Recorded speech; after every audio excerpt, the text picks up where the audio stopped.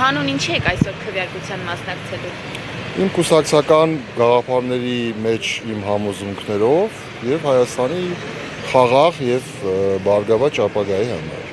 Իսկ ըստ ձեզ ով է այն արժանին, որ պետք է լինի այդ 50-յակում, առաջին 50-յակում ով է որ պետք է լինի։ 50-ին թվարկեմ։ Չէ, ով է ամենաարժանավորը։ Վարչապետը բնականաբար մեր կուսակցության ղեկավարը։ Դուք իրեն եք քվեարկել։ Նաեւ իրեն, այո։ Եվ մի շարք գործող վարչության անդամների եւ պատգամավորների, ինչպես նաեւ այնպիսի իմ կուսակցական ընկերների, որոնք որ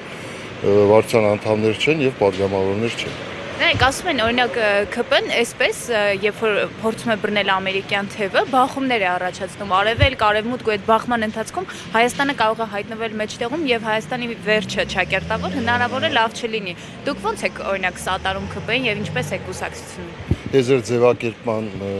հետ վերապահումներ ունեմ, ԿՊ-ն ամերիկյան կողմ չի պահում, ամերիկյան բարձրաստիճան պաշտոնյայի հետ հանդիպումից օրեր առաջ մեր պետության երկրորդ դեմքը ազգային ժողովի խոսնակը հանդիպում էր Մոսկվայում իր գործընկերների հետ։ Այո, այնտեղ ասում էր, որ Ռուսաստանը մեր եղբայրն է, միջև այդ էլ ասում էր, որ պատերազմի մեջ է ներքաշել Հայաստանին։ Ես պարոն Սիմոնյանի խոսույթը չեմ կարող մեկնաբանել, այսինքն դրա իրավունքը չունեմ որպես քաղաքացի, բայց ասեմ, Հայաստանը վարում է կոմպլիմենտար քաղաքականություն, այդ խոսույթը ինչ որ կա, ես առավել քան վստահ եմ, որ եւ դուք եւ հեռուստադիտողը շատ լավ գիտի, որ դա դիվանագիտություն է եւ ինչպես եւ որի արդյունքում գուցե Հայաստանը դուժի։ Գուցե եւ տուժի, Այդ դեպքում ինչպես պետք է հասարակությունը խորհրդարանական ընտրություններում ձեզ սատարի։ Չեմ կարող ասել, ապավինենք Աստծո կամքին։ Տեսեք, ասում եք խաղաղություն, ասում եք պետք է կնքենք խաղաղության պայմանագիր, որպեսզի թրիփը կյանքի կոչենք ու այսպես շատ ճոխ, շատ լավ բաներ, բայց արդյունքում գրեթե մենք տեղաշարժ որևէ քայլում չենք տեսնում։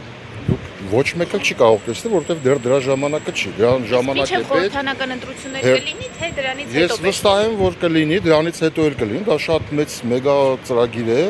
եւ այդքան կարճ ժամանակում ոչ մեկ չի կարող տեսնել եւ այո, տեսականորեն հնարավոր է, որ Հայաստանը դուժի կամ մեկ այլ պետություն դուժի, բայց մենք